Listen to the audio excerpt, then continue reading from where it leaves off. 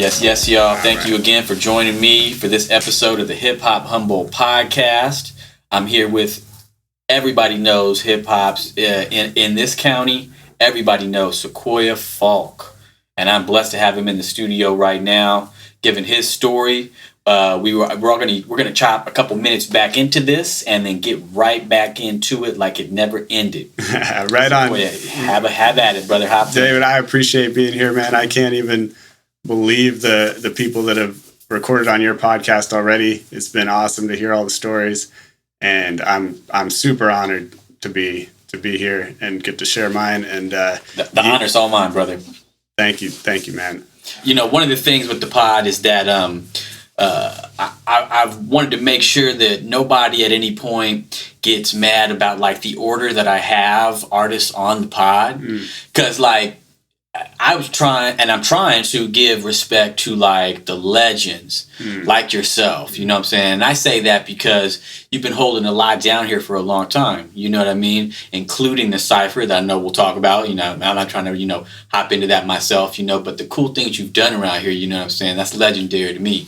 So I'm just trying to get as many legends on as I can to, let folks know that this podcast is about showing respect to the culture. And with that being said, I'm blessed to have you on it and to have your time today, and have you in this studio.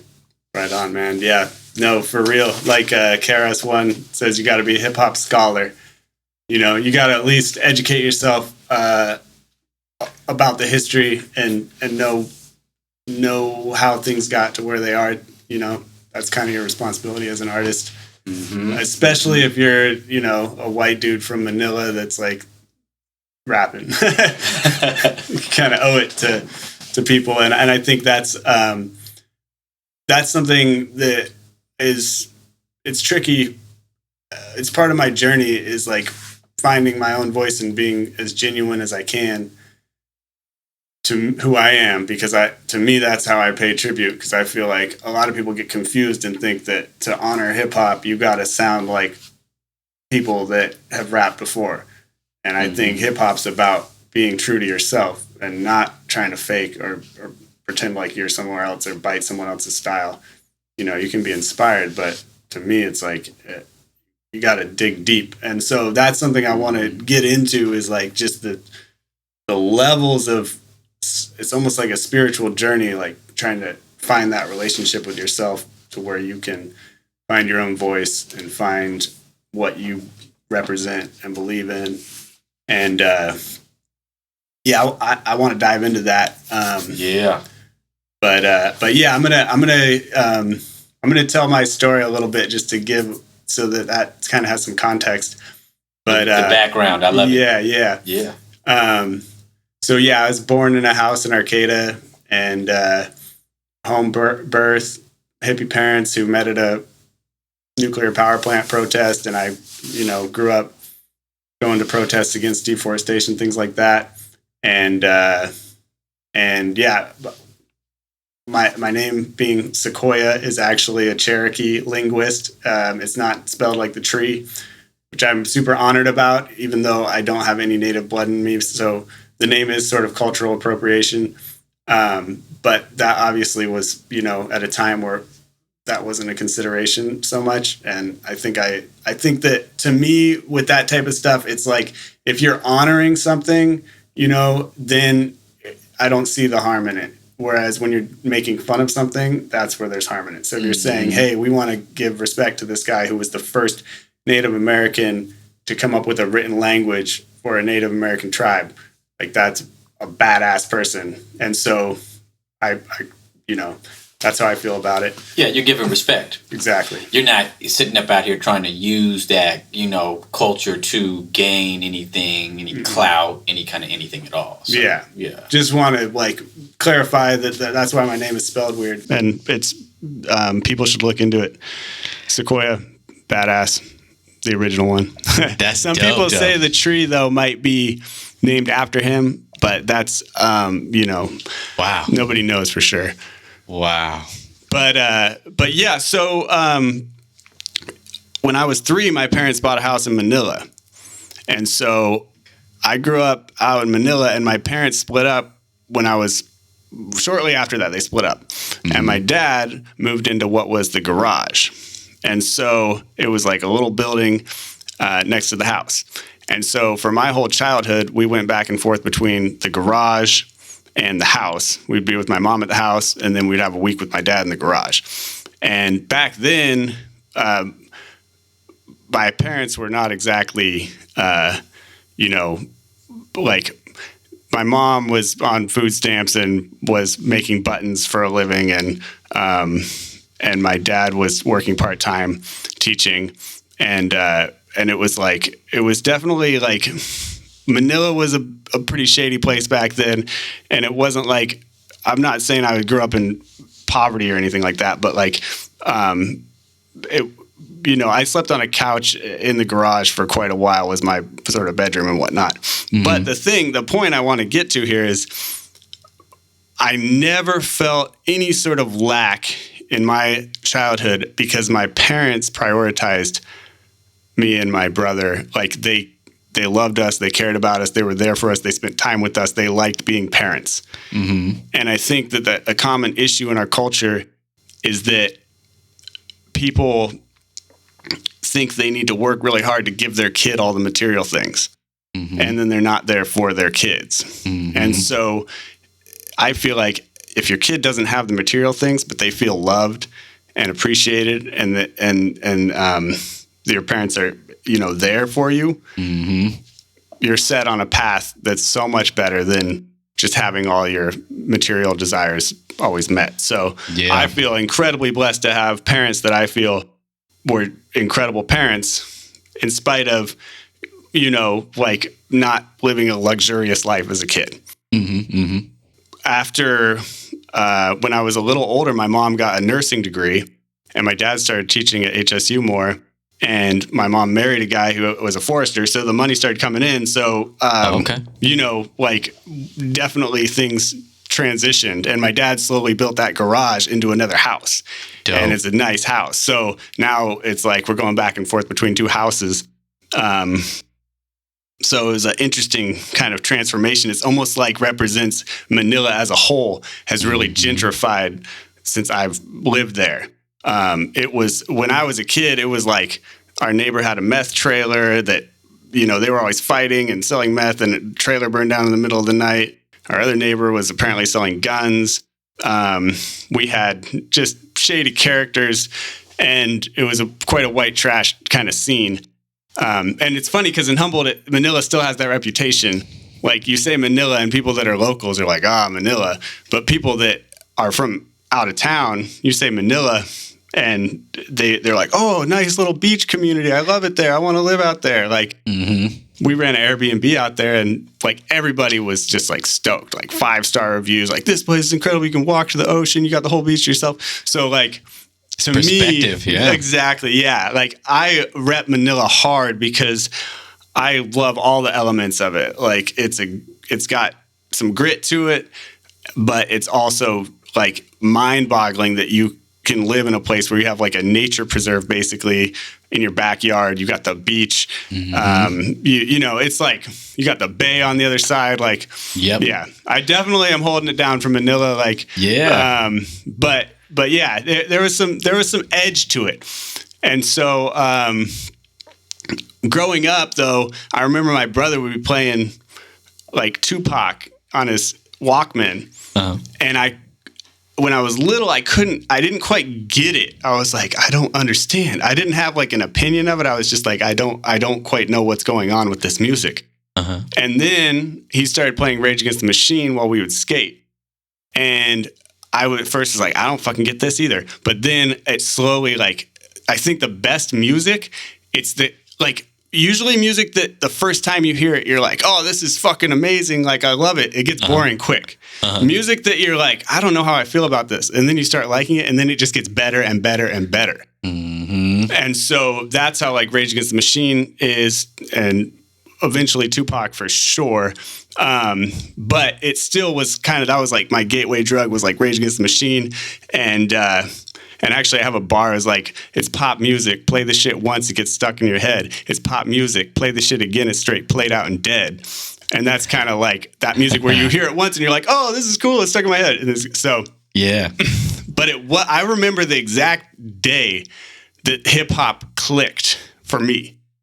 I was probably like 14 and I woke up and my stepbrother had bought the Chronic 2001 and he put that shit on and the first song, and I was just woke up to him bumping The Watcher, the first track on that album. Yeah. Things just ain't the same for gangsters, and hustlers. The bass on that shit. Oh, dude, I don't know. Like, I was just laying there like, oh my God, this is so fucking dope. Like, it was crazy how hard it hit me. Suddenly, like, everything clicked, and I was like, okay. And now that album, like, I didn't relate totally to the lyricism so much, but the beats and the flows and like the vibe was just like, was crazy. And so once that clicked for me, and then I started listening to more conscious stuff like Dead Prez, their first Let's Get Free. Yeah. And then like my mind just like started opening to the whole world of hip hop. And I think because of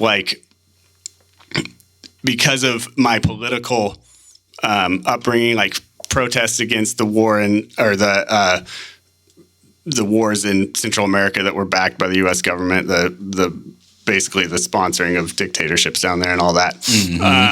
Again and again and again. Yeah. I remember as a kid being at a protest, like, stop the fighting, stop the war in El Salvador. That was like a protest chant because we were spending like $2 million a month worth of military aid to a paramilitary government that was killing innocent people in villages and all sorts of death shit like squads. that. Yeah, exactly. Yeah. So any which way, that when that connected with like artists like Dead Prez and Rage Against the Machine, you ever get on any Immortal Technique?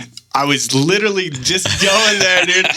So you had Gage ATG, shout out. That dude is the fucking man. Yeah. And I loved it because he was like bringing up Immortal Tech Revolutionary Volume 2. Yes, sir. When I heard that album, it was like, I just played that on repeat. Like, to me, that's like the holy grail. Like that, and that it was just like, yeah, man, it just spoke to me in a way that all the pop music that's talking about nothing that's interesting didn't. And so, I feel you. Yeah. So the funny thing about me as a artist is like, it's kind of this juxtaposition between like hardcore political intensity and kind of almost like a joke.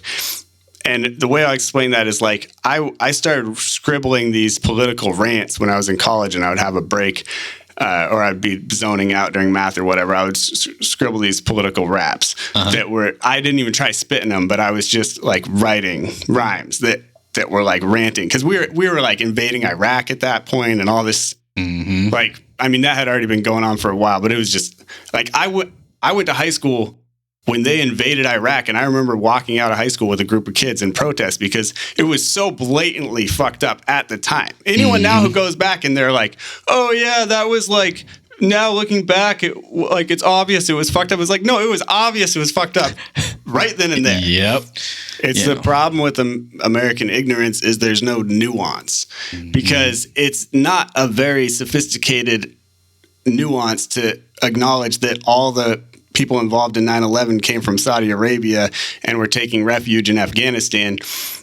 And then why the fuck are we going to Iraq? But Americans are like, it's the Middle East. They're all, nuke them all. They're all the same. It's like there's no fucking relation at all between Iraq and 9/11, but they twisted it. And it was so obvious. But when it's disaster, it's like capitalizing on a disaster situation, which is what has happened forever, disaster capitalism. It's like, oh, 9/11 happened. How can we capitalize on this opportunity to accomplish our bigger strategic goals, whatever the fuck those were, securing oil or something, but really it was just a disaster all around. regardless, I'm writing political rants about that kind of shit in college. Yeah. But I wasn't actually rapping.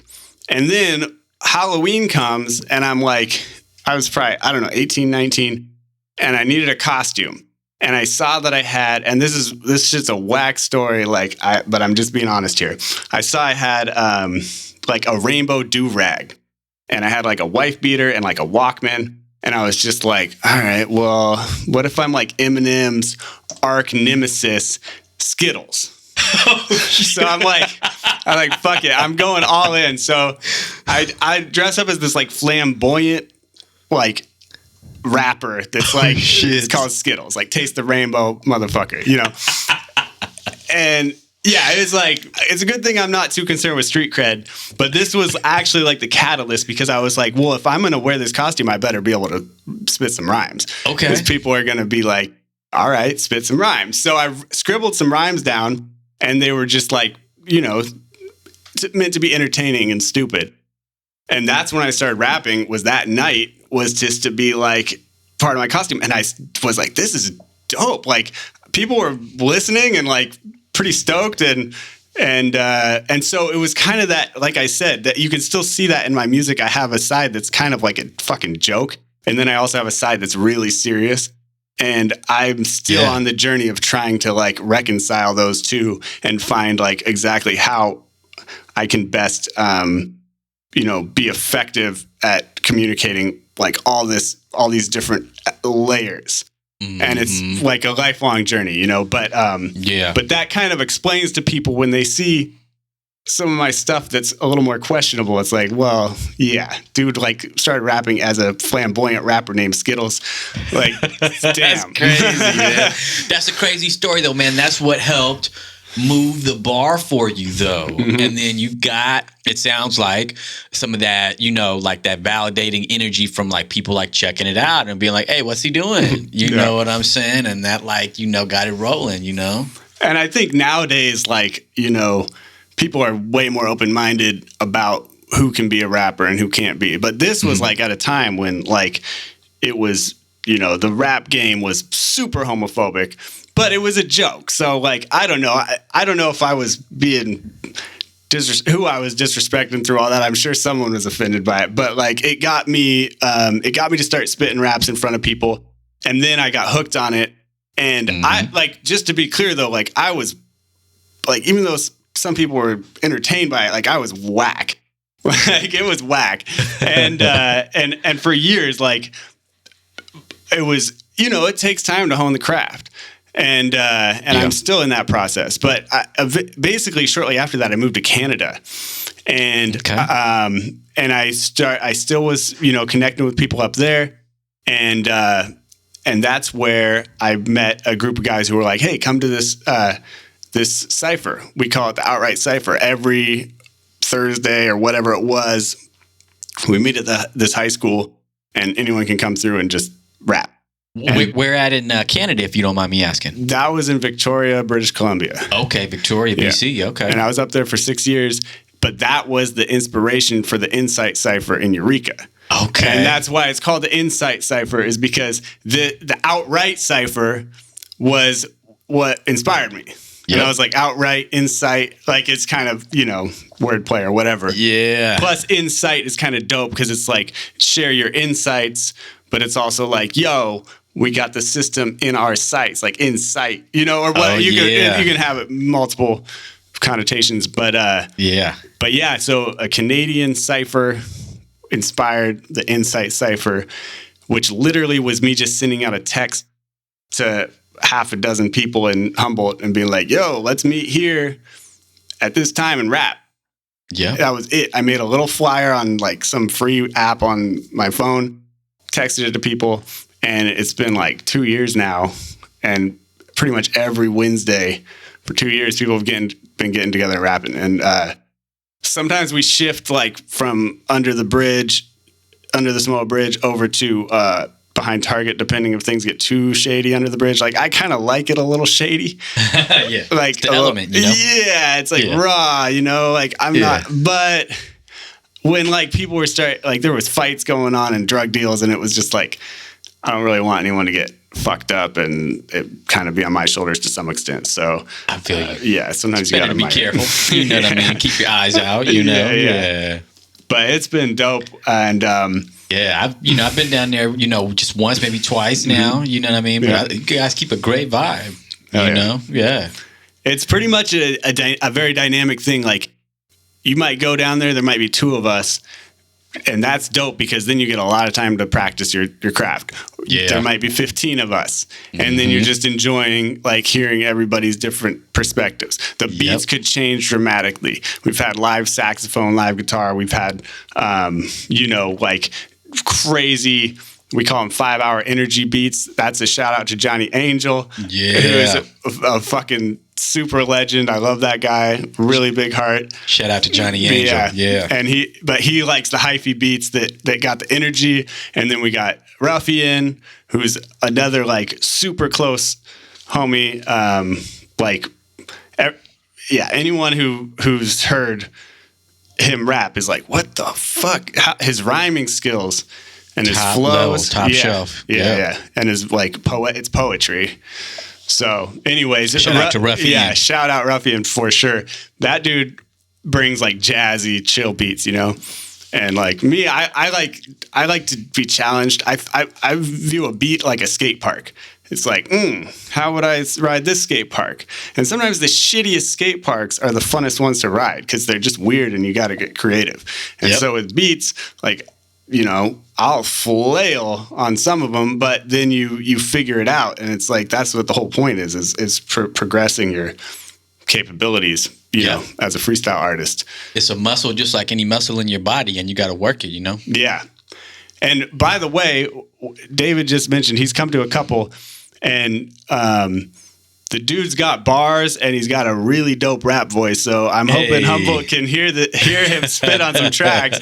I know he's been modest with doing all this stuff for the scene, which is much appreciated. But, like, you're an artist also. Your beats are going hard too. So hey, thanks, man. I'm really in that crossover level where I'm just like a fan of hip hop. That also just has the ability to understand how to use certain software and things like that to be able to get it out on a creative level and get that creativity outlet for myself in place. So shout out to hip hop just as an art form for doing that same thing for people across the globe. Yeah, that's what's so dope about it is it's like this thing that was born in New York during a real gritty period of time in the most underground manner has become a global way to connect with people.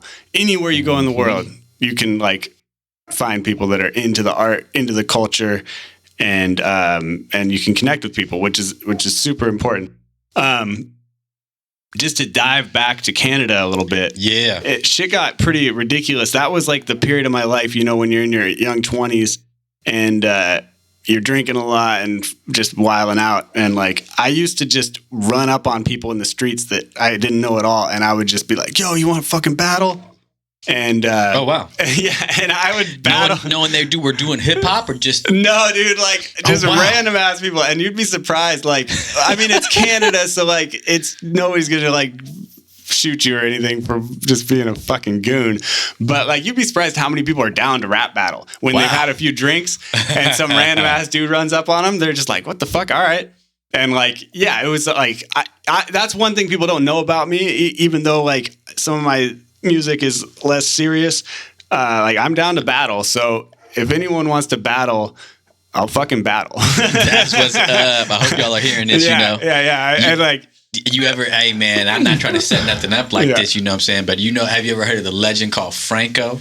Yeah, that sounds familiar. Refresh me a little bit. He's a dude. He was with the Dirty Rats for a little bit there. Yeah, for sure. Yeah. I've seen some of the YouTubes, man. I've seen him in person too. I saw him at a show earlier this year. Well, and just to be clear, like I'm down to battle, but like I'm not. I'll get my ass served. Like I've had moments of glory, but just to like paint the picture, like there was a battle when I was in Victoria in Canada, and I saw like at a nightclub it said like battle championship whatever the fuck, like cash prize, you know? And I was like, all right, fuck it. And so I go to this bar, and there was only like 2 other dudes or something. And like I smoked the first dude, and then the second dude gets up, and I roasted him. And because he was just, I don't know, like I think when you go first, if people don't expect it and then you get some good lines in, it shakes them, you know? And he was shook, and he was a little drunk. He flailed. So I fucking destroyed both those dudes, and I was like, fuck yeah, and got real cocky. Came back for round 2 the next week, and I had these 2 chicks that were like, you know, let's go see Sequoyah rap battle.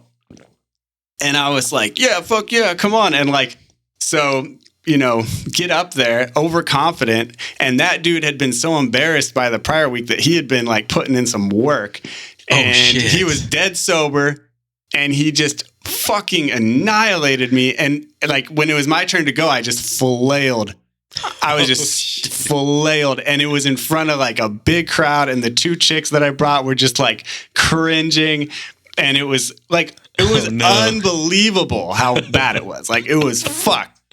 And so I learned a valuable lesson though, like never ever underestimate, if you're going to battle someone, like always assume they're going to come crazy. And like, also fuck it, man. Like, that's the worst that can happen. You get your ass served.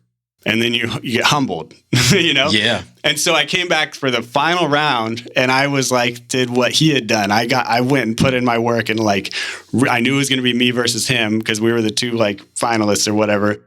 And I fucking served the dude proper. And then I was like, all right, where's my cash prize? And they're like, oh, the dude who was like putting this thing on like skipped town with the money, but we'll give you like $50.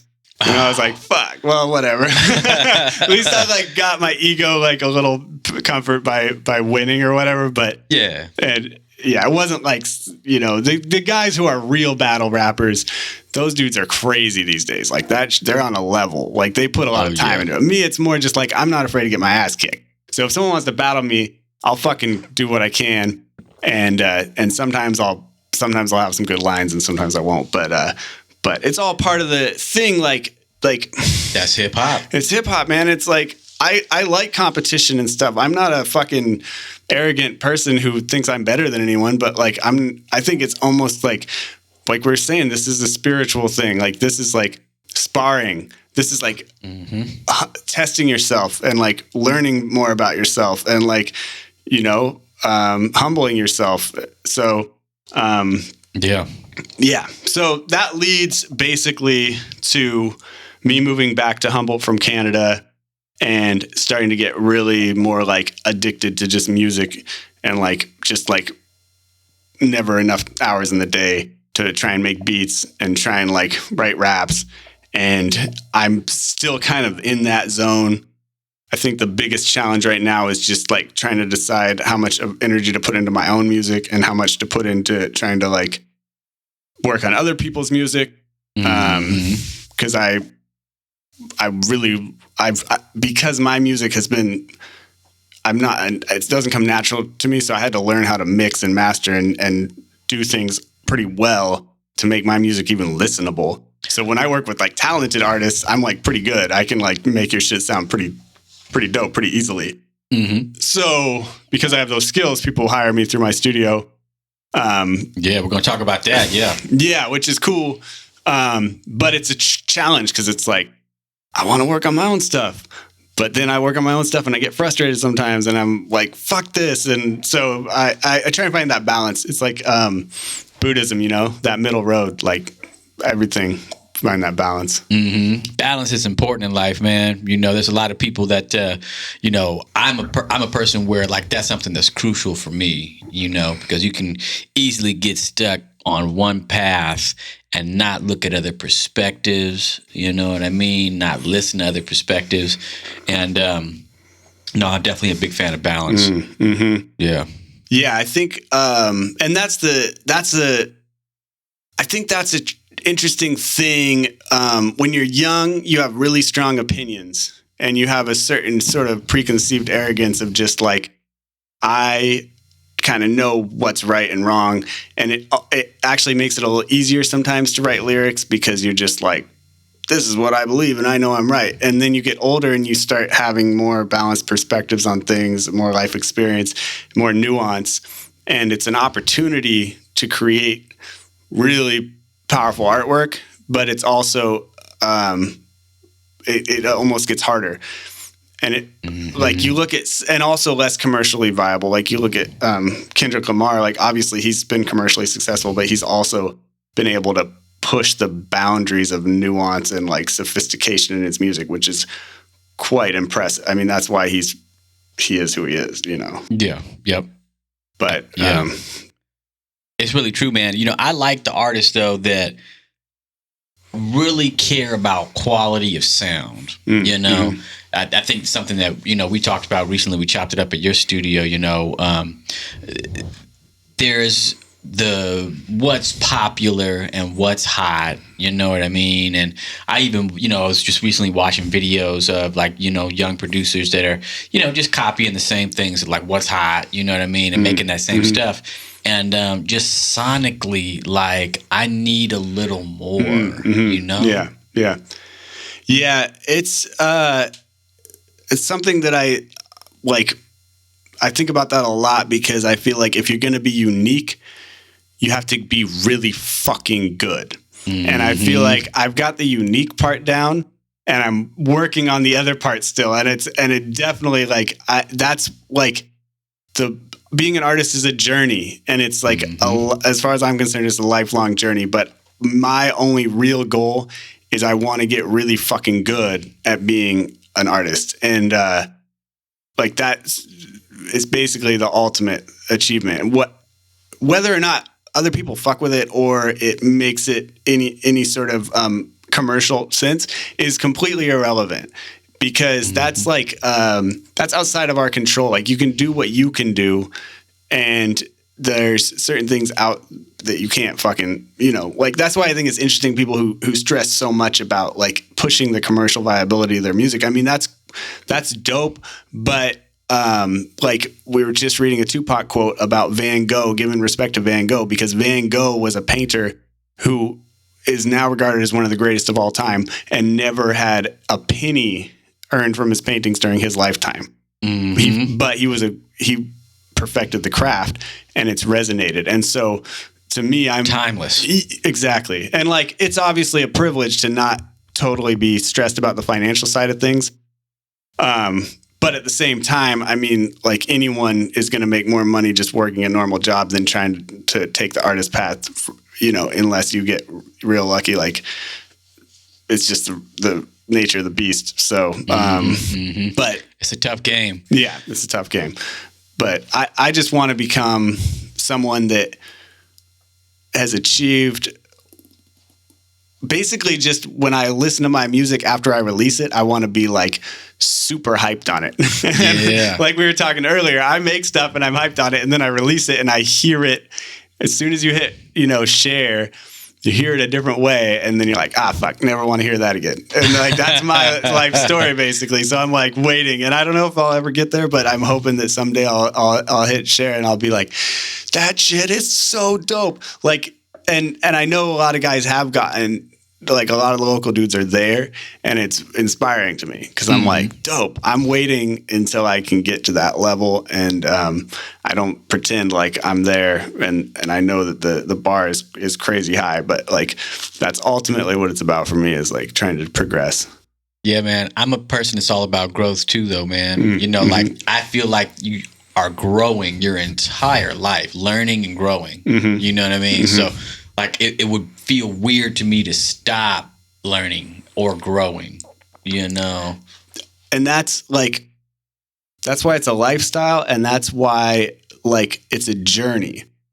And so you can get home from work every day, sit in front of the TV and drink a beer and do that for 10 years. And at the end of 10 years, you haven't been on any sort of interesting journey at all. Right. You haven't done any real self-reflection. You haven't experienced things or connected with people. You've just, you know, sat there, drank your beer and watched TV, which, you know, there's a time and place for that. But to me, I'm always interested in life feeling like a journey. And when I was younger, that was through traveling. I would just fly to some random country and backpack around for cheap, you know? Mm-hmm. But it was actually after I did like a 7-month trip, and I ended up in some crazy town in India, and all I ended up doing every day was like drinking these like weed-laced yogurt drinks, the Bang Lassi. Bang Lassi. Yeah. Drinking those fucking things and playing, like taking sitar lessons and playing my guitar in my hostel room. Tours. How long were you over there like that? I was in India for a month. Oh, okay. So you can do what you want. But it was like, that was the tail end of like 7 months of traveling. And all I was doing was basically sitting in my room playing my guitar. And I was like, you know what? I can fucking do this in Manila. And that was it. That was when like something clicked and I was like, cool. Like the travel bug is like that journey, traveling is super dope. I highly recommend it to people. The world is not a scary place. You know, we want the world to be this terrifying place. Like America is the place people are scared of. America's a pretty dangerous country, and Mexico is super dangerous, but no one's scared to go there. So go to fucking Ethiopia or Kenya or, you know, Uganda or something. Like it's really dope. But but the point is, like, I got to a point where the just traveling around, the journey I was more interested was the musical journey. And so I came home, I started working as little as possible because I didn't need to save money for traveling anymore. And I just started making music and playing my guitar. And that's kind of what I've been doing ever since. That's what's up. Yeah. So now when your guitar elements are definitely in some of your hip hop songs. Yeah. You know what I mean? Has it always been that way for you? Was it more like, were you creating something that was more like guitar based, more like folk based, and then like combining hip hop elements of it slowly? How did it go for you? That's a good one, man. I grew up watching my brother take piano lessons, and it was like you go and you pay money to go sit in a room and be told to play a song 20 times in a row until you get it perfect, and then you come home and you practice that same song, and then you do a recital, which looked just like horrible to me. Like the whole experience wasn't inspiring to me. Like it was good. Like my brother was into it, and that's super dope. And like I remember going to one of his recitals and he nailed, the piece he had learned or whatever, and it was like cool, but I had no interest. Music did not seem like a fun thing. And so when I was like 20, like after I started kind of rapping a little bit, I was visiting my stepbrother in Seattle, and his roommate had this old classical guitar sitting in the corner. And for some reason, I picked it up and just started making noise. And I literally thought of it like a toy. I was like, I'm just going to play with this thing. I didn't tune it or anything. I just like was slapping it and hitting random notes. And I entertained myself for like a couple hours. And like I had no ear for music, so I didn't know like how bad or good. I was just like playing with this thing, making noise. And it like planted a seed. I was like, damn, that was kind of dope. And then like a few months later, I was at like this bonfire and I'd eaten some mushrooms, and this dude was like crushing the guitar, like playing like Tool covers or something and singing. Oh shit. And I was just like sitting there just like tripping out. And that was it, man. Like I got up the next morning early. Like I got up and was like on a mission. I went straight to the pawn shop and bought a guitar. And then I didn't tune it for like the first year I had it. I did what I had been doing. I just made horrible fucking noises. My roommates had to put up with like incredible. But one of my greatest advantages as an artist is like I've never known how badly I sucked until like I was good enough to look back and be like, oh damn. And I think it's a hindrance to a lot of people when they know how good music can be and they try to learn an instrument. And they just are like, man, I suck. Like, it doesn't sound like the greats. But I didn't have an ear for music. I had no interest in it. I just was like wanting to play and make noises. And so that actually, by the time I like started tuning my guitar and actually playing it, I like could make some decent sounds and like then look back and be like, whoa, that was crazy, man. Like you were on some shit. So yeah, it's been a funny journey with the guitar, but that is something I'm trying to figure out, like playing playing guitar in like a hip hop manner is tricky. Yeah, I haven't really totally figured that one out yet. It's like another one on my bucket list is like someday, because I love like the Lauryn Hill thing that she does. Yeah, but that's fucking Lauryn Hill, you know. And there's a few other dudes that can hold it down, but like I've been trying to find my style, and I think that some of my stronger productions are just like my classical guitar with like a heavy beat and an 808. So I want to like do like a whole album like that, or a beat album or something. Like I do want to focus on that more, but like on the other hand, it's like with music, I think it's really nice to have multiple avenues of expression, because you're going to burn out on certain things. So when I'm burnt out on like writing rhymes, or I'm, you know, burnt out on trying to learn how to play my drums or something like that, I just maybe play guitar for like a few months and just focus on that. And then like I get burnt out on my classical guitar, I get out the electric guitar. So like just having ways, because it all is interconnected, you know, like if you get really good at guitar, it's going to make you a better singer. It's going to make you a better drummer.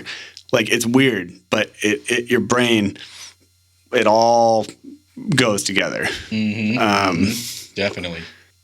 I've always been attracted to like minimalist music and stuff like that. And like, there's something like you were saying on some of your productions, I actually loved what you said. You're like, yeah, I avoid having a hi-hat in there if I can, because like, it's so true. You know, that's going to be what's the next cool thing. Like you're ahead of your game, but I already know that's going to be the next cool thing. It might already be becoming the cool thing, but like, cause the fucking trap hi-hats have dominated for like 10 years now, which is what I think is dope, but like people want to hear other things. And like I just last night made a beat where it was like a kick and a snare, like super spaced out and like nothing else. And if you just heard the beat, it was kind of like too sparse. But then when you rap, there's so much space, and it doesn't. It just feels like this expanse, and the voice fills in the rhythm. And I was just like, damn, I'm a fan of that for sure. I'm glad you brought that up, man. One of the things I've seen lately is like one of the dudes I like, a producer I like, Nick Craven. Him and some other producers are doing like drumless loops, like where it's like not even, you know, it's just samples, and I mean there's no drums. But I mean nowadays, whether you're doing something like DJ Muggs or Derringer with the samples, where these dudes are just doing crazy things with the samples, and the sound with the sample is so just like it's dope, raw, you know, gritty. Like you may not even need drums, you know. I love those different branch offs of sound, man. I'm not into just, you know. Yeah, there shouldn't be rules, and in this day and age, genre is not really a thing either. And like that's why, like I would say, you know, I would say I'm a rapper. Sure, I'll claim that, but like really, I'm a musician who's like got a lot of respect for rap. I think it's crazy that people ever thought, you know, rap wasn't music. White people, right? You know, but it's like now people realize it's another way to express yourself, and we have short attention spans, and we want maximum information. And through rap, you can convey so much more information. That's like we were saying, Immortal Technique, all those dudes like that, like. Yep. You're like packing people with knowledge in a way that's enjoyable to hear. So like, how could that not be something that's like highly regarded? So I think that's another thing that white people have always been saying, whatever black people come out with, it's not music. Like with a blues, it was like, oh, that's 3 chords and they're not even really singing, they're talking or whatever. They were just like, that's not music. Then the blues became rock and roll and took over the world, you know? And then there was, obviously, rap came out and it was like, oh, that's not music. Like they're just talking over some drums, you know, and then it took over the fucking world. And now I think it's funny when some rappers say like, oh, what the new rappers are doing isn't music. I'm like, yo, you better be careful. Because, like, you better watch out. That's what we've been saying as white people. Every time black people come out with something new, we're like, oh, that's not music. They're just mumbling over a beat or whatever. I'm like, I don't know. I ain't going to make that judgment call. Like, I'm just sitting back and watching because I'm pretty sure like some of those dudes are really talented, you know? Yeah. Like, it's not something I listen to a lot of some of the modern stuff, but like, I definitely am not going to be the one to try and pretend like I'm going to tell you that that's not music, you know, if that's what someone's into. Like, hey man, you know, I one of the things that I really like about Humboldt County and the different artists that I've interviewed for the podcast, and specifically, you know, like I'm talking about, like, you know, the white artists, is that every single one of y'all that have come on this podcast have shown respect to the culture rather than in any kind of way, shape, or form, you know, appropriating the culture, anything like that at all, you know, and I think that's so dope.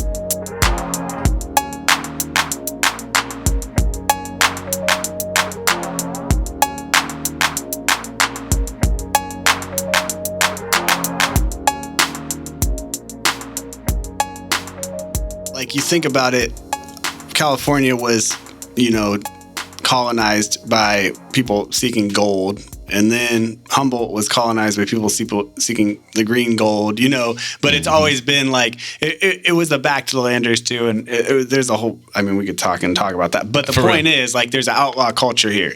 And there's respect for outlaw culture. And so hip hop was an outlaw. It's an outlaw culture. Like when it started, it was not accepted. And I think Humboldt, the beautiful thing about Humboldt is that it embraces weird shit. You know, like I always say, like, Humboldt, like, is where weird people come and they feel at home. They're like, oh damn, everybody here is weird as fuck. But that's good because normal is so boring. And normal in our society is actually like mentally ill, really, you know.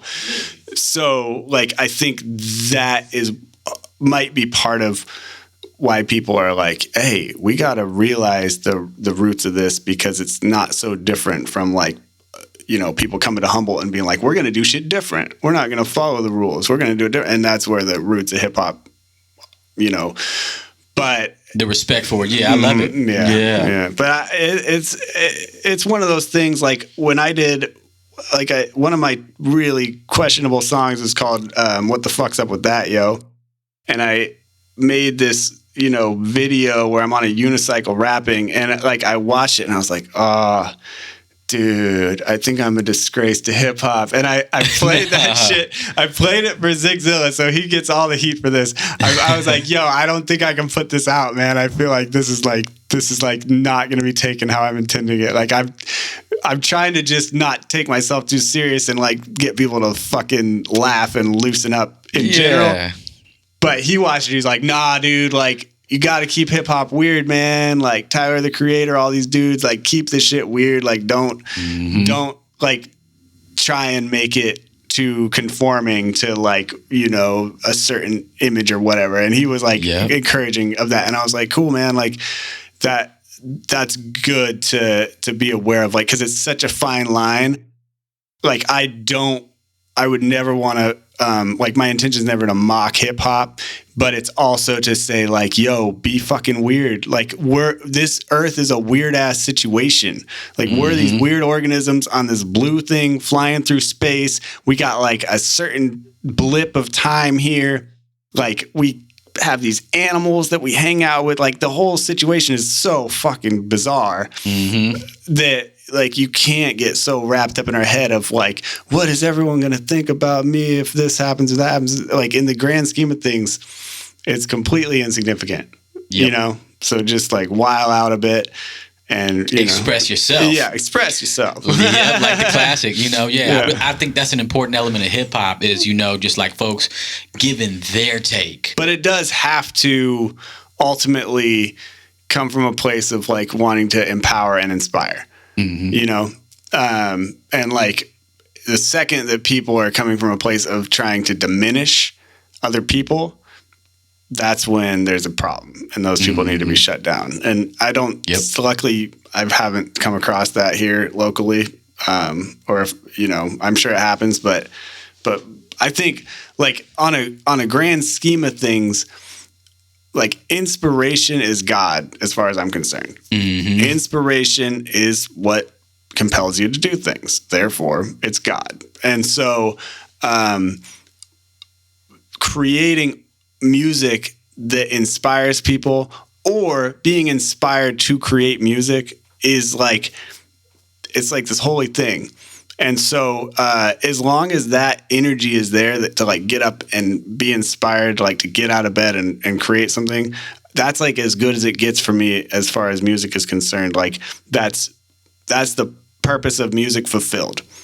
And so like kind of going on a tangent, but really like so many of us, I think, are really wrapped up in this idea of like, no, the purpose of music is to have people sweating you.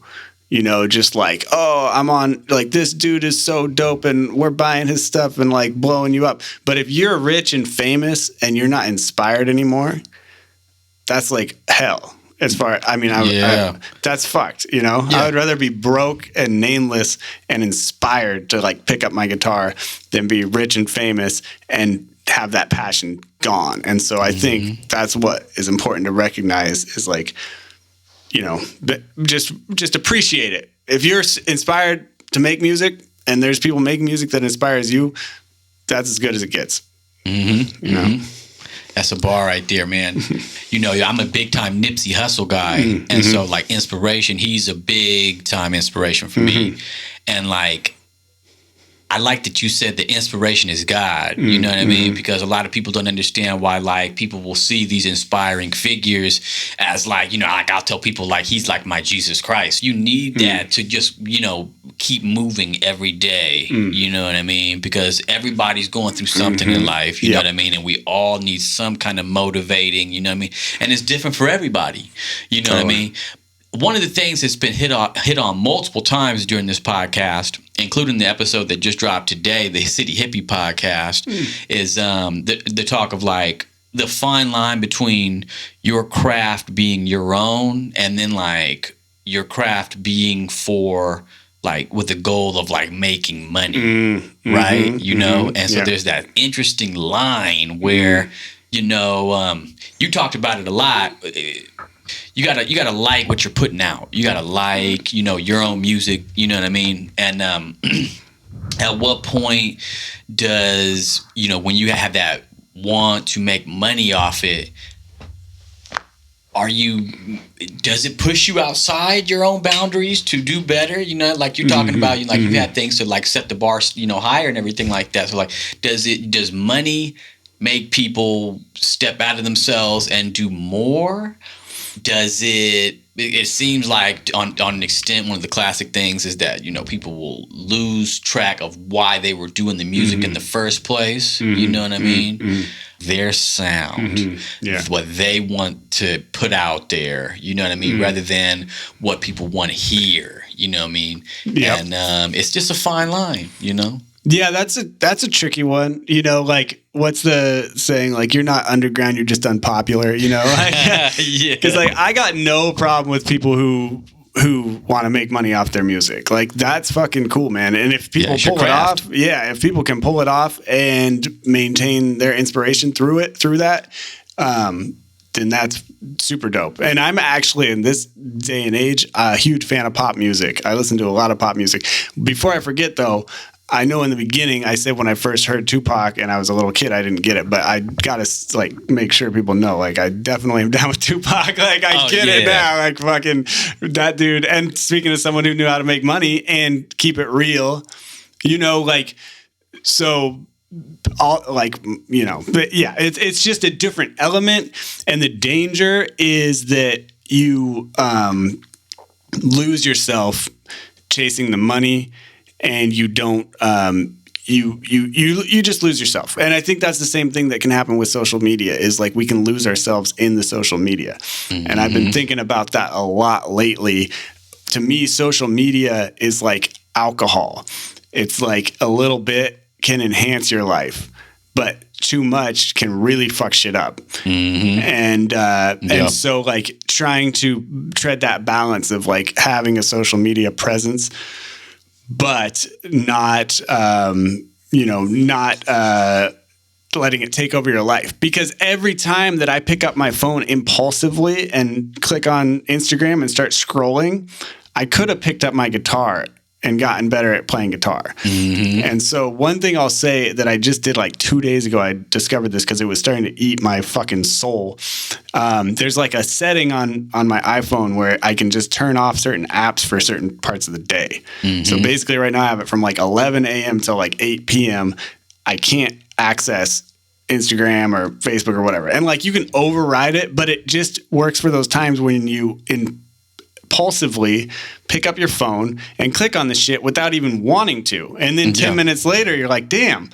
And so it helps it because I look and I go, oh yeah, you don't want to do that. Do something else with your fucking time. And even the other night with my wife, Kimmy, like I had that on and we were sitting there having a cocktail and I was like, hey, let's look at this travel book together. And like, instead of just scrolling on our phones, and we sat and looked at this book and it was like, whoa, crazy, like human interaction and shit, you know? So like a little bit of that though, it's a tool. Like I've heard you talk with Assad and stuff. I loved what Assad was saying about like, take 10 minutes, meditate, reflect on what you're all about. Mm-hmm. And we're so obsessed with distracting ourselves. It's not that we're obsessed. It's that these fucking computers are incredibly powerful and the algorithm is so sophisticated that it outsmarts us. It's like getting a fucking little line of cocaine every time you pick it up. It like reinforces you. It's behavioral modification. 100%. Oh, they've studied it. They know that, you get dopamine and, based off of just scrolling, you know what I mean? And the stimulation that you get, they know it's extremely addicting, Yeah.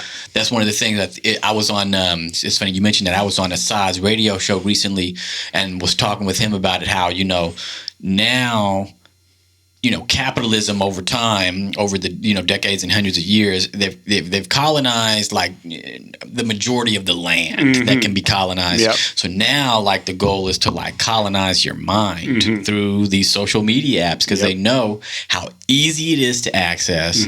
How I don't know what the numbers are, but I want to bet like either 8 or 9 out of 10 adults like have a cell phone. You know what I mean? So we all have access to it. So, it's so easy to just get so locked into and then addicted to these social media apps. I'll go so far as to say I hate social media, but like we're saying, like, when you're running a brand, you know what I mean? Like you're going to have to put yourself on there at least once a day, whether it's, during certain times or whatever. Like you got to be, at least checking on your brand, seeing what people are commenting, what's going on, put yourself out there, continue that.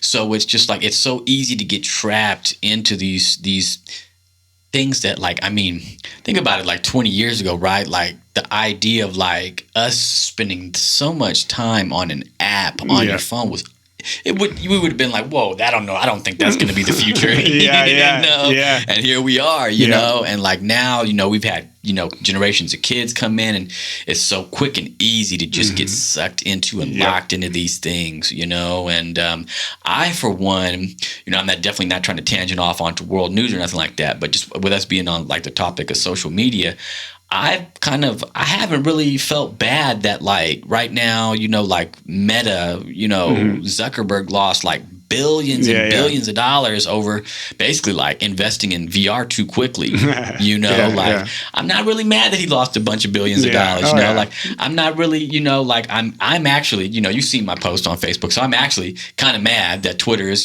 kind of it's up in the air right now. I don't know how it's going to go with Elon Musk just having bought it and everything like that. Yeah. But on another level, if it completely went away, man, like I would miss some things because I was learning and growing through it. But like I'm not that mad about it if that social media platform went away. You know what I mean? These things aren't that great for us. It's the fucking, this is the conversation of our life, of our time right now, because it's like we all are sucked into this algorithm that's super sophisticated, and it is an extremely powerful tool, but it's so powerful that it can control you.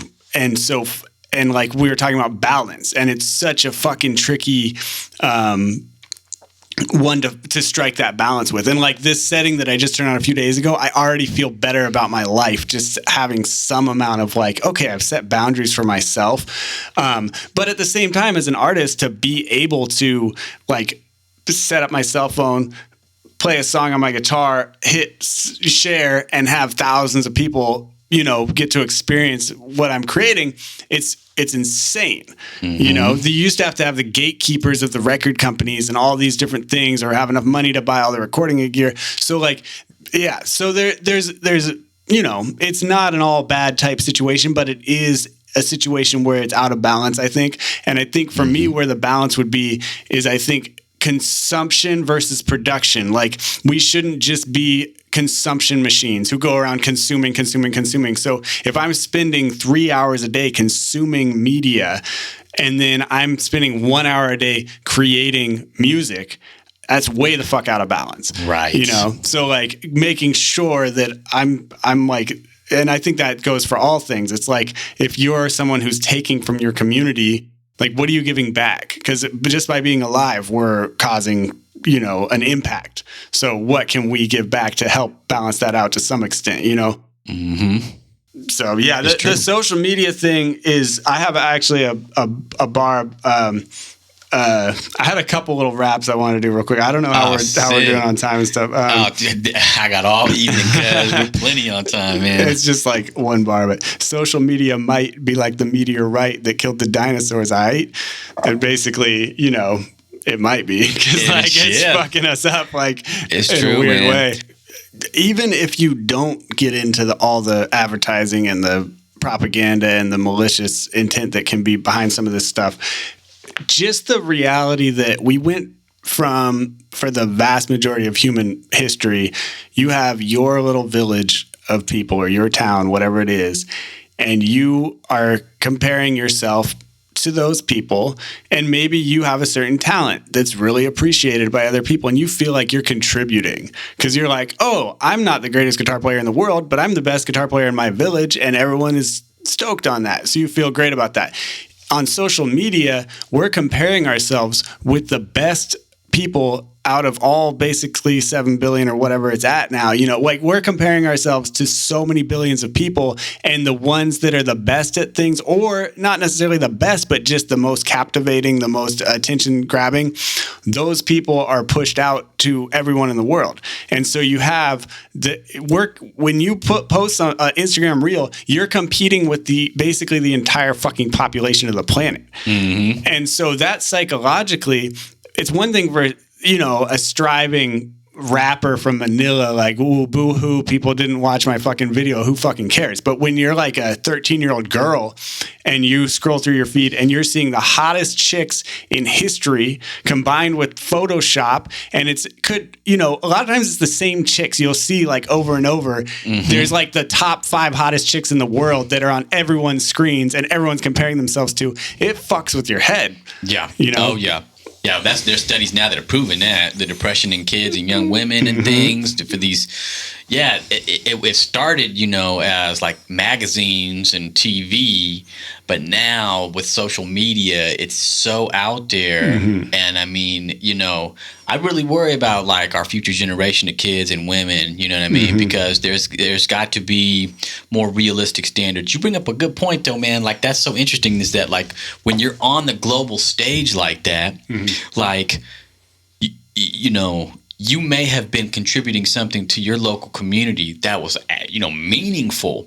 But then when you're with the current day and age, when you've got TikTok or Instagram or whatever, when you're seeing everything from across the globe, like that, rather than feeling good about what you're contributing to your community, is actually making you feel like you're not enough. Yeah, it's a popularity contest. That's why I think like what's imperative for the culture of music and artistry in general is a broadening of the purpose beyond commercial success and popularity, because like we've been conditioned to think like, the second you pick up a guitar, if you don't already show promise that you're going to be one of the greatest in the world, why would you do it? The second you sing a note off pitch, it's like, well, you're not great at singing, so don't do it.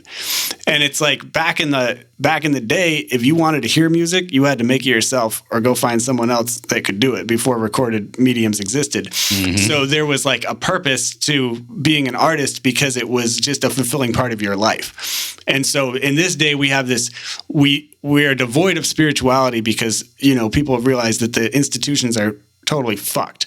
And so that's been replaced with money is our God. And what would be nice is if people recognize the value of like, check this out. Like if you start trying to write rap songs and express yourself, and you do that for the next 5 years, at the end of that 5 years, no matter what the commercial viability of that, or even anyone ever wants to hear it, you are going to have gone on a crazy journey. You know, you're going to be a better person at the end of it, because you're going to have to reflect on what you believe in, and you're going to have to start to understand like how to manipulate your body in a way to create certain sounds. Like there's just so many things, and you're going to appreciate other music on another level because you're going to realize how hard it is.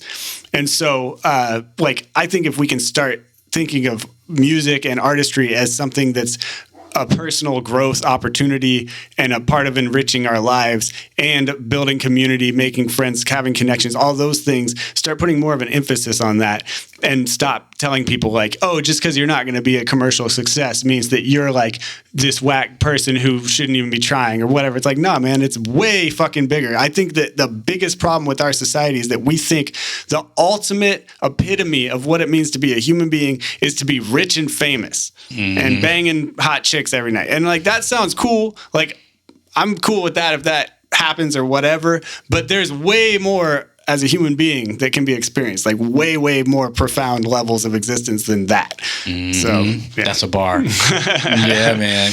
Nah, it's so true. You know, I wonder if it's, you know, people talk about it being like a kind of like a mental illness when you get to a certain level in society where, you know, you got so much money and, you know, so much wealth and everything like that. Like you lose, you know, whether you're like a psychopath or a sociopath or you just a megalomaniac, you know what I mean? Like we've seen plenty, you know what I mean? Like this crazy guy Trump is coming back into the picture again. You know what I mean? Yeah, it's so crazy. It's just like these things have been, it's so sad in our society nowadays because these things have been practically normalized, like being a megalomaniac, you know what I mean? Or almost like codified into the like the goals of like, this is what you should aspire to be. You know what I mean? And like there's got to be some more self-reflection.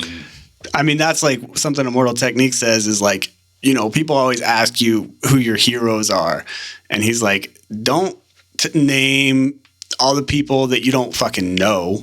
Like those people have so much more to their story than any of us know. He's like, think about the heroes in your life, in your community, people you actually know.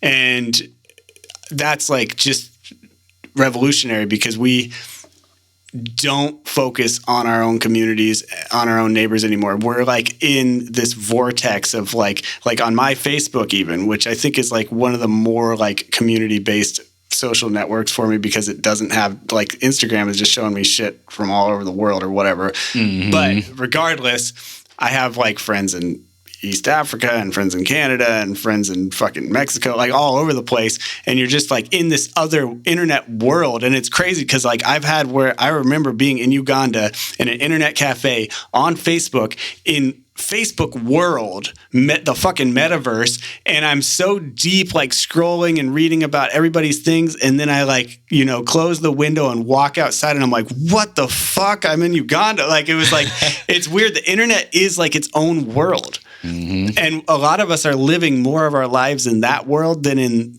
the, you know, more real world, which also might be a simulation. And I'm not trying to judge and say that like doing things on the internet is terrible, but I think we should be conscious of the fact that that's like a separate universe. And ultimately, for at least for me, when I spend a lot of time in that place, I don't leave it feeling like really fulfilled and enriched a lot of times. I leave it feeling like, fuck, man, I wish I had gone to the beach and watched the sunset or like hit up someone and jammed out, you know? So, but I'm not a abolitionist or a you know, like what's the word for people not having sex or whatever? Abstinence. Yeah, no, like it's like we got to just figure out as a culture how to find the balance to where it's like these things are enhancing our lives. These tools are useful to us, but they're not like detrimental to our communities and whatnot. And we're definitely not at that balance right now. So, yeah, you know, something we can strive for. No, I know. It's interesting because like I feel like the platforms, the social media platforms, you know, they know what they do to us and how they do it. And so like that's one of the main things I tell people is I tell them I don't like social media. And if you aren't a brand on social media that's trying to like promote and expand your brand, then you are consuming. Yeah. And I'm not trying to do it on that level. You know what I mean? There's just so much else out there to do. Yeah, I think it's just about consciousness, like anything. Like if you're consciously going, hey, I'm building something here, which you are building something. And also like anyone who's an artist is building something, you know, because like largely creating art is about trying to connect with people and hopefully inspire them. So if you're consciously trying to accomplish a goal through using these tools, that's totally fine. For me, the problem was coming in when I would just subconsciously default to anytime there's a spare second, I do the easiest thing to entertain myself. And that's right now an app on my phone. And so I feel like it's dangerous to always take the easiest path because really in life we're on this journey and everybody ends at the same fucking destination, which is death. And so you don't want to just take the quickest, easiest path to that. You want to stop and say, oh, wait a minute. No, I'm going to make this a really interesting journey. And I'm going to hopefully have a lot of personal growth in that journey and a lot of experiences and connect with a lot of people because I'm going the same place. And so just having that awareness and knowing like what your goals are. For me, it's like if I go out and film some clips on my bike and I want to edit a little video, I enjoy that process. And like to me, it's an artistic expression kind of. So it's like, but then when I start finding myself obsessing like, oh, how many people like this? That's when I'm like, this is like fucked. Like, because the algorithms are random anyways. Like I've had videos get crazy views that were no better than videos that got no view. It's like, it's just a crapshoot. It's like gambling, you know? Like I feel like the like thing is literally like pulling the dial at a casino on the slot machine and you're just like, ooh, put this out. Hopefully it'll get like, maybe it'll blow up or whatever. It's like just it's like a gambling addiction.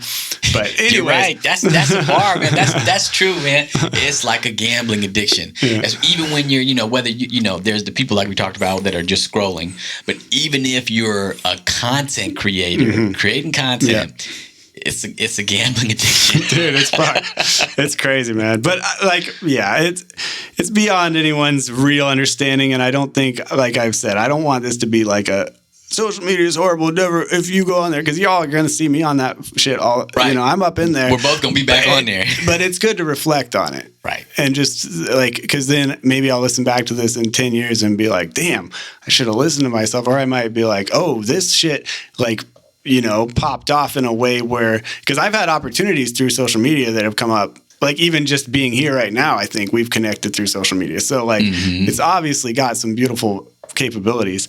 Right. But yeah, man, well, I think we should like move towards wrapping things up because like I can just go on and on. I know. I wanted to do one more couple bars off of a track. Oh, that's dope, man. And I got a bunch of shout outs. And I'd love to hear whatever else you got in the clip that you're trying to let us know about. Yeah, let's do that. So, all right, let me do some shout outs real quick though.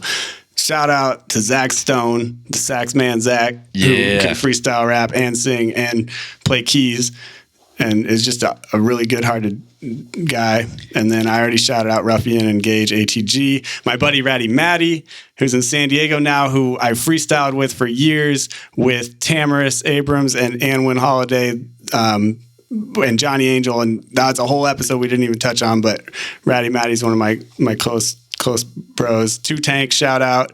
He's always, what I love about Two Tank is like, he's just a fan of the scene. He's always like, you post shit, he likes it, he fucking gets hyped on everyone's stuff because he's just a fan and he's fucking dope. So, like, much love to Two Tank. I'm working on a track with him right now. Oh, sick. Yeah. Turtle, Shell Shock, one of the most underrated local dudes. His flow and swag is crazy. Yeah, shout out to Turtle. Yeah, Turtle, like, watch out for that dude. Fucking Goldilocks. Love, everyone fucking loves Goldilocks. I don't even got to say shit about Goldilocks. Like, you already know. Flo J. Simpson, when he's been taking a little hiatus from our little Under the Bridge cypher, but when he would come, I had a joke because every single time that motherfucker rapped, it was like insanity every time. And I never heard him repeat the same wordplay and flow or anything. Mm-hmm. It was always like some new shit that was like triple entendres. And you're just like, either he has like a million bars stored in his head, or he's just that good at freestyle. I think he's just that good at freestyle. I think both, man. He's got so much, dude. He's killing it out there. Bro, yeah. Flo J is insane. Like his freestyles sometimes to me are like more digestible because it's all, even a freestyle from Flo J has layers and layers and layers that you have to deconstruct. So his written stuff, it's like you gotta like write it out and like study it. And you're like, oh my God. Yeah, shout out to Flo J, man. His brain is like going twice as fast as everyone else's, I think. Like, I think it's just like the synapses and shit. I've seen it, man. He's a wordsmith on another level, man. Yeah, mad respect. Obviously, Area Sound with Steamer, Empress Lee, Zigzilla. Yeah. They're all dope as fuck. Hell Verge, who moved away, but is just like, man. Oh, he's still Humboldt hip hop, man. Fuck, dude. That guy. I'm looking forward to seeing what he comes out with. Dre, who I told you earlier, like, watch out for Dre. That's an artist right there, man. He's killing it. He's a tattoo artist. He's coming through the Fat Bowl ciphers, killing that. I mean, he's killing that shit when he's coming through, man. His freestyles, like Under the Bridge, his freestyles are some of the craziest shit I ever heard. Like straight up. Zira Starchild, watch the fuck out for her. She's like pure talent. And I saw she just dropped a video. Anti, but it's talking about like, bitches and hoes. Don't talk about it like that. You know what I'm saying? Yeah. She's got a message in her music, which is why, like I said, when I first got into rap, it was like ranting about politics and stuff. And like, I like when people have something, something deep there. So, and then I got Vita, who's another awesome singer who's been starting to come through ciphers and like stepping up her freestyle game. Yeah. We got this guy, Cole Jackson, who people don't, his MC name is Elock. Dude's super talented. Like, watch out for that dude. Yeah. Synapse. He's on another level musically in all sorts of ways. Beats, bars. Yeah. Real talented guy. This guy, Tandy Racer, who was coming to the cypher, was just the funniest motherfucker you ever heard. Obviously, got to shout out Knack One, B-Swizz, Highway. I don't got to say shit about those dudes. You already know. The legends. Yeah. And I got to shout out David at HipHopHumboldt, because this motherfucker's like, everyone is appreciating what you're doing. Like, you sitting here and listening to people talk and tell their stories. Everyone loves to talk about themselves, and like to have someone that has the patience to like, put everyone on and then edit this shit and then put it out and promote it. Like, you're doing a huge service to the hip hop community, and just to Humboldt in general. Like, and it's for the love of the art. So that's acknowledged. Thank you, man. I appreciate that acknowledgement. I really do. It's all for the culture, cuz. So what I got coming up, I'm starting a record label. Yeah. Shady Manila Records. Right here, right now. I don't know if other folks might have heard it, but you're hearing this right here, right now. Right. What's it called? Shady Manila Records. Oh, man. So I've always been Shady Manila Studios. Even before I did rap, I was producing BMX videos when I was a kid on 2 VCRs. Shady Manila Studios. Shit. But yeah, Shady Manila Records. And the intention behind it is mostly just to give people that I think are really talented an opportunity to record and things like that without having to necessarily pay. So it's like, if I think that you're talented, we come to an agreement of like, I'll get a percentage if there's any money made, but in this day and age, there ain't fucking money made off, It's all right, unless it blows up. Unless that's the thing. Because if I do this for 10 years and I get one song that blows up, that could be a gravy train for the rest of my life. Facts. So, but in the meantime, it's going to be me being able to put as much effort as I can into producing people without them feeling stressed about paying the recording fees and all that stuff. So, that's the main kind of thing, is to give me an incentive to put out dope music of other artists and feel like I'm getting something, but not. It's hard when you're a mix engineer and stuff, and you spend like 2 hours on the snare because there's some little resonance you're fucking with, and you can't really charge. Like, I don't charge people if I do shit like that because it's like, it's just nitpicky stuff. But as a producer, like, I have to do it. Mm-hmm. So it's like being in the recording industry as like trying to make money at that is really stressful because you're like, you don't want to charge people what it really takes because you get that perfectionist side and you're like, I can't charge them for that shit. There's so much art out there like that, man, like that I've come across over the years where people will put so much time or a certain level of time in this, you know, something, and then not be able to charge the corresponding amount of, like, you know, like, let's say just per hour, per rate, because like it wouldn't, you know what I mean? It just wouldn't sell. You know what I mean? Like another art, like I see like that is like some people that I know that just do like fire etching.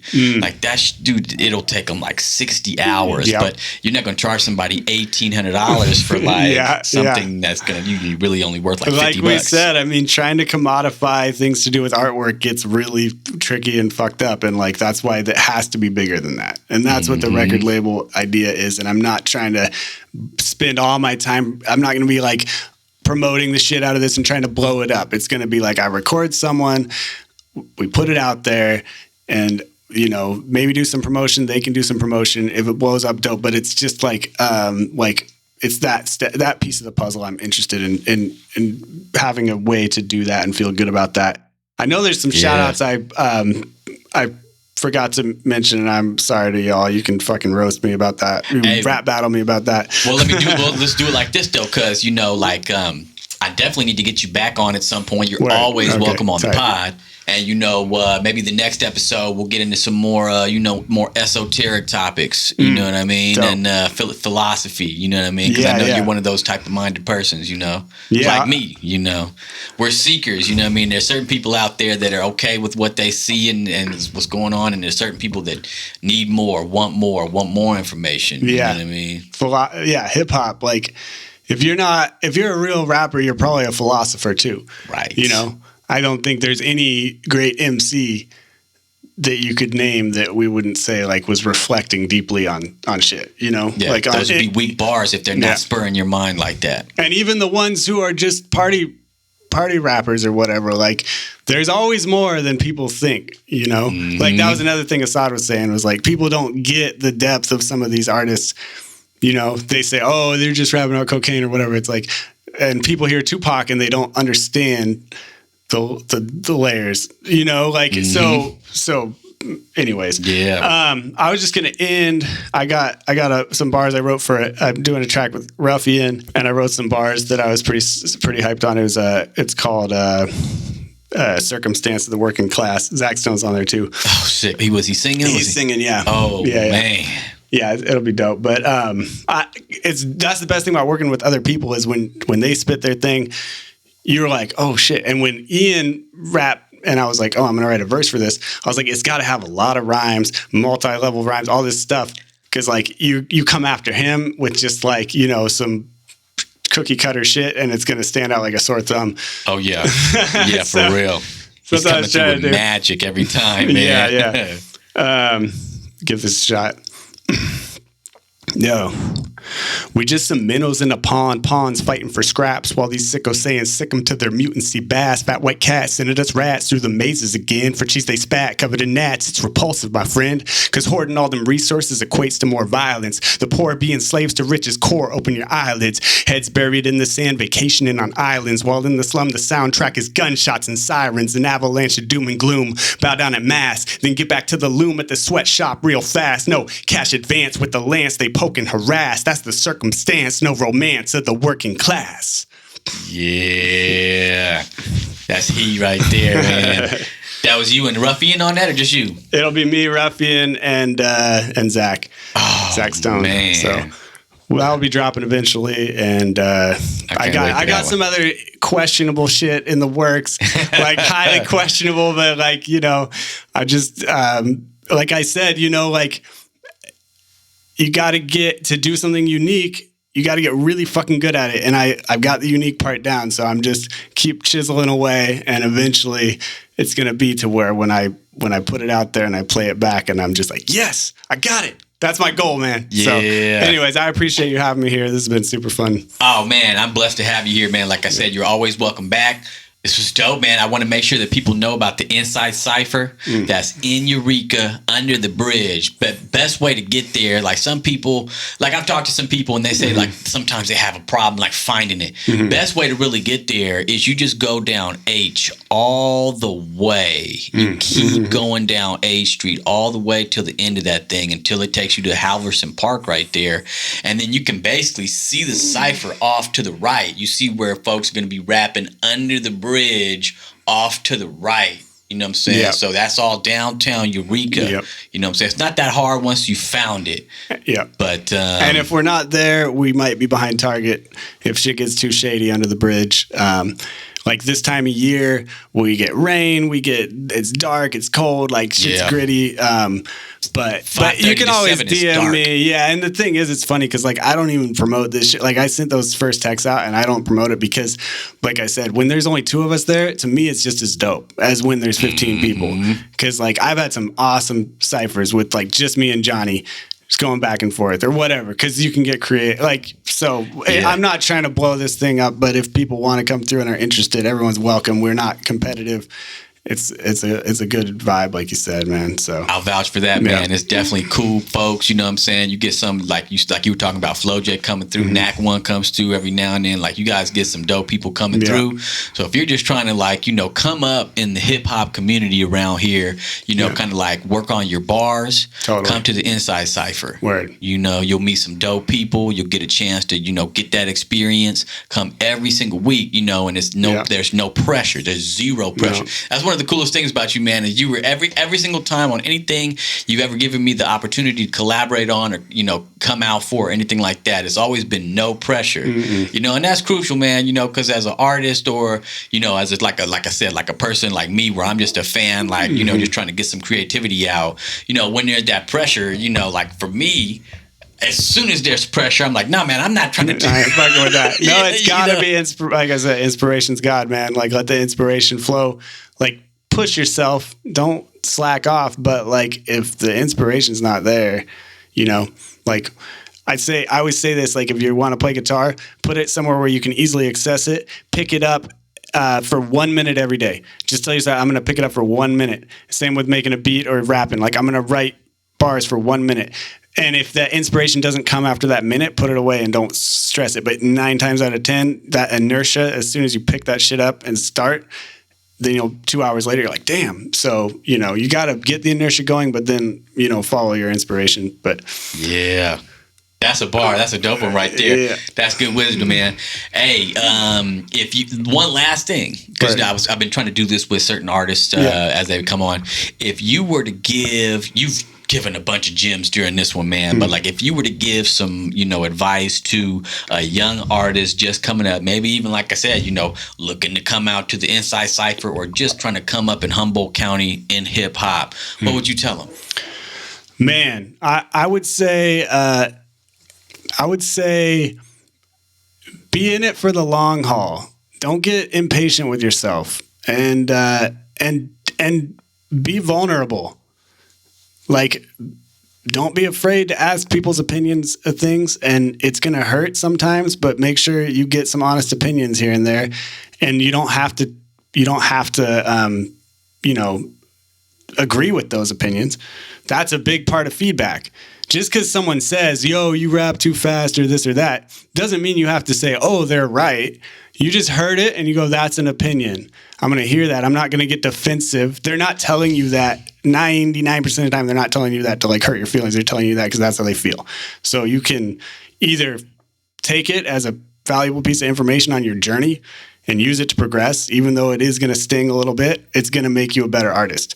And the stuff that hurts the worst, those experiences, like when I got my ass kicked in that rap battle, and I've gotten my ass kicked in other ones, those ultimately give you more character and they make you a better artist. And so if you're trying to not be vulnerable and never have your feelings hurt and never go through any hardship with your pursuit of your craft, then you're not going to excel. And that's fine. Just don't, you're not going to ever put it out. You're going to do it for yourself. And that's totally fine if that's your thing. But if you're really trying to become the best version of yourself you can be and take this journey to the highest extent you can, then you're going to have to be vulnerable. Mm-hmm. That's facts. Man, that's a dope way to end the pod, man. Thank you, Sequoyah. Thanks, David. I appreciate being here, man. Absolutely, guys. Till the next time. Right on. All right, then. Yeah.